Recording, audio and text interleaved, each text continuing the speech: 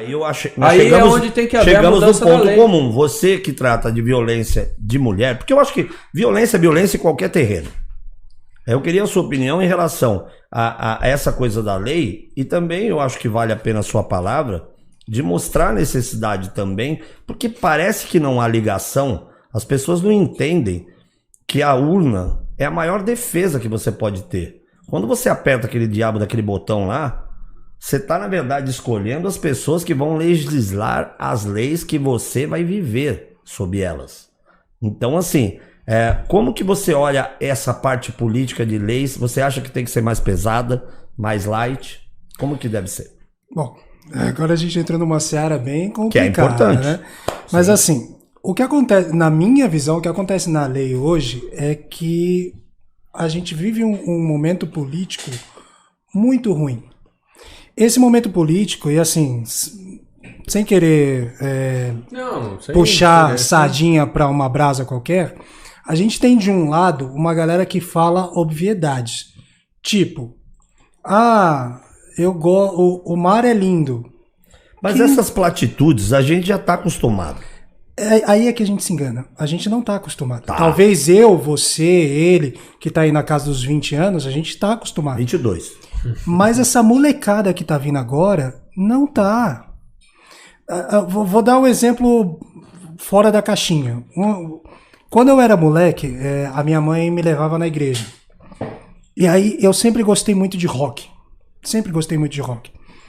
E aconteceram 2 eventos, um com uma banda de rock e outra quando lançaram o Matrix, o filme Matrix. E aí um cara saiu matando todo mundo porque ele tinha ouvido uma música de uma banda chamada Slayer, chamada Angel of Death. E aí o cara pegou aquela música e falou, não, isso aqui é a vida. Aí na sequência saiu o Matrix, entrou um doido, acho que aqui no Morumbi, metralhou um monte de gente. No cinema. Nossa, os filmes. Só que aquilo era pontual. Era um doido que pegava aquilo e transformava na vida dele. Hoje não. Hoje você pega essas músicas safadinha e a molecada transforma isso como regra de vida. Um exemplo que eu dei esses dias. A Anitta, por exemplo. Eu acho a Anitta fodida. Ela é inteligente. Ela se ferrou na vida, ela se preparou, ela passou acho que em 2 ou 3 concursos, ela se preparou para estar onde está.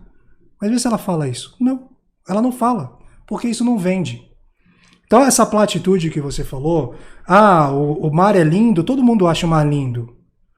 Todo mundo adora, todo mundo é contra a violência, mas ninguém tem que tomar um tapa na cara.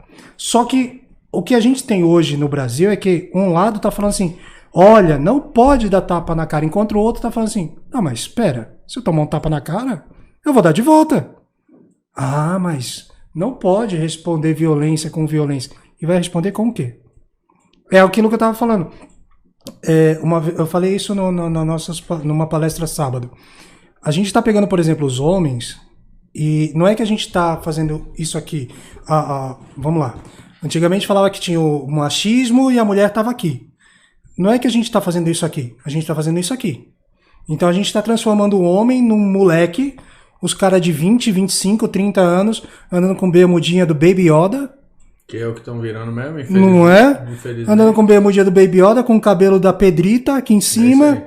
E aí o cara é sensível, ele reconhece a cor grená e não sei o quê. E a mulher, enquanto a mulher, ela tá se tornando cada vez mais forte, dominando. E eu acho que ela tem que ficar forte mesmo, claro. Ela tem que dominar mesmo. Só que para isso não precisa reduzir o homem ao nível infantil. Exato. E no caso das leis é exatamente isso. A gente falar que tem que ter leis mais pesadas, eu acho isso vazio. Porque as leis já são pesadas. Não são. Não são. Aí você vai me perdoar. Pera. Não, vamos lá. Vou chegar no ponto. As leis são pesadas. Elas não são aplicadas. Mas, por exemplo, quanto tempo é de prisão por assassinato? Dependendo de quem seja. Sim, depende do crime. O crime comum, Crime comum. Com, 12 anos, um homicídio. Cara, você fica 12 anos preso. Mas não fica 12 anos. Ok, aí é que é o problema. Aí é que é o problema. A lei não é aplicada, porque aí o cara tem atenuante, o cara tem dinheiro, o cara tem. Veja bem, eu não quero polemizar aqui, mas como você falou que gosta de ser o advogado do diabo, eu tenho o papel aqui de provocá-lo. Certo.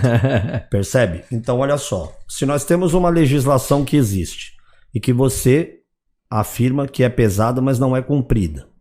Ok?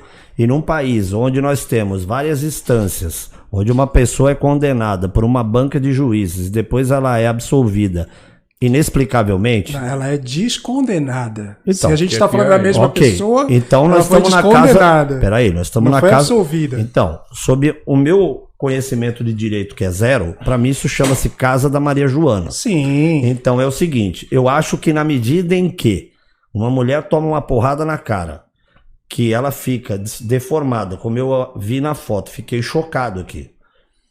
E aí o cara que agrediu, se ele tem uma punição exemplar, outras pessoas vão pensar várias vezes antes de fazê-lo. Então eu sou a favor, imagino que o Nantes também, que é deixar a lei pesada e a aplicação efetiva. A gente gosta de pensar, desculpa se eu vou discordar de você. A gente gosta de pensar assim, porque isso é reconfortante. Para mim é prático, é assim. Mas é reconfortante. Mas vamos pegar 2 exemplos. Estados Unidos tem pena de morte. Pena de morte. Tem prisão perpétua. Ontem explodiram uma granada lá, uma bomba. Isso impede os caras de fazer as coisas? Não impede, mas eu vou falar, se você pegar estatisticamente, proporcionalmente ao número de pessoas e a ver os crimes, é assim, infinitamente menor do que a prática no Brasil.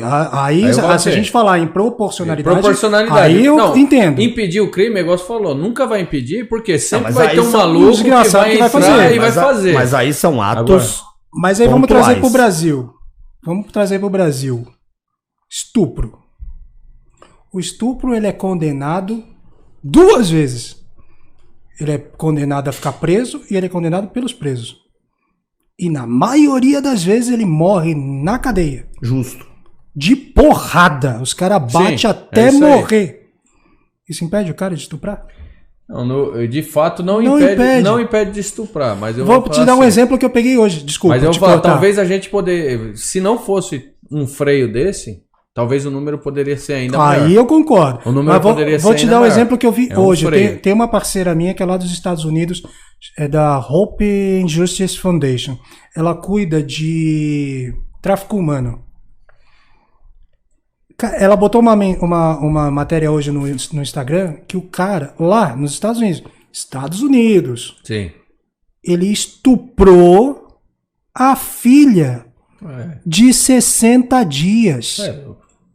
Absurdo. Então, assim, a lei não vai impedir esse cara de fazer. Não, a lei... É assim, de fato eu concordo contigo. Eu falo assim, hoje... Agora sim, na minha visão, se pegasse um cara desse, é que aí a gente vai voltar no tempo das cavernas, né? Mas se pegasse um cara desse, em praça pública, um paredão, talvez a gente começasse a pensar diferente. A gente ia reduzir os números, mas não ia parar também. Não ia parar, lógico que não vai parar. Ia continuar. Não, mas aí que eu me pego. A gente fica falando das leis e assim, trazendo para o meu negócio, na cabeça das mulheres, e aí é que mora o problema, na cabeça das mulheres é sempre alguém que vai salvá-la. Sim. É sempre alguém que vai mudar. A mulher, por exemplo, desculpa te interromper, mas só para terminar o raciocínio. A gente pega mulheres, por exemplo, a Viviane Fuchs, que está aí no YouTube. A gente pega mulheres, falei dela, mas não é o caso dela, tá? Sim. Mas a gente pega mulheres lá no grupo, por exemplo, onde eu pergunto para ela assim, tá bom, você... Porque assim, vou exemplificar, dar o pano de fundo do que eu quero dizer. A gente teve um caso na Bahia, que entra na pergunta que você me fez anteriormente. A gente teve um caso na Bahia onde dois irmãos acharam a gente na internet e falaram, minha mãe sofreu violência. Mandou a foto da mãe. O marido pegou um cabo de enxada e deu na cabeça da mulher. Vocês já pegaram enxada alguma vez? Claro. Eu peguei uma vez só na vida para nunca mais. Ele abriu o crânio dela em 2 partes. Nisso, eu tinha acabado de conhecer a Luísa Brunet. Como era um caso lá na Bahia, eu estava começando, A gente estava começando o projeto, eu chamei a Luísa, falei, Luísa, eu tô com um caso assim, assim, assim, eu não sei o que fazer.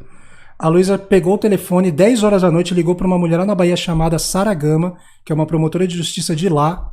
A Sara Gama, com 2 telefonemas, resolveu. No dia seguinte, 6 horas da manhã, tinha um cara lá na porta da mulher, pegou a mulher, os filhos, levou sei lá eu pra onde, e botou o cara na cadeia.